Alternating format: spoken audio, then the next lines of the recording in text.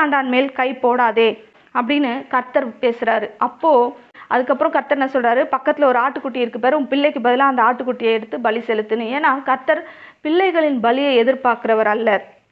அவர் இந்த இடத்துல அவனுக்கு ஒரு பாடம் கற்றுக் கொடுக்குறாரு, விசுவாசத்தை அவனுக்கு கற்றுக் கொடுக்குறாரு. அவன் இந்த இடத்துல இதனால தான் ஆபிரகாம் நீதிமானா எண்ணப்பட்டான். அவன் விசுவாசித்தான். தேவன் இந்த பிள்ளையை நான் பலி கொடுத்தாலும் இன்னொரு பிள்ளையை எனக்கு கொடுப்பாருன்னு எதிர்பார்த்தானோ, அப்படி விசுவாசித்தானா, இல்லை இந்த பிள்ளையை அவர் எனக்கு கிட்டேருந்து எடுத்துக்கொள்ள மாட்டார் அப்படின்றத விசுவாசித்தானான்னு தெரியல. ஆனால் அவன் கர்த்தர் சொன்னதை விசுவாசித்து அதை செய்கிறான், அந்த கிரியையை செய்கிறான். இந்த இடத்துல நம்ம கிரியை செய்வது அவசியமாக இருக்கிறது. அப்போது நமக்கும் கர்த்தர் என்ன சொல்வார், இந்த காரியத்தை செய், வாக்குத்தத்தம் பண்ணிட்டாரு, கொஞ்ச நாள் வெயிட் பண்ணுறோம் அந்த வாக்குத்தத்தத்துக்காக. அந்த வாக்குத்தத்தம் நிறைவேறுற சமயத்தில் நமக்கு சில காரியங்களை செய்ய சொல்லுவார். இதை செய் அப்படின்னு சொல்லும்போது நம்ம இடரல் அடையக்கூடாது. இதை செய்யலாம்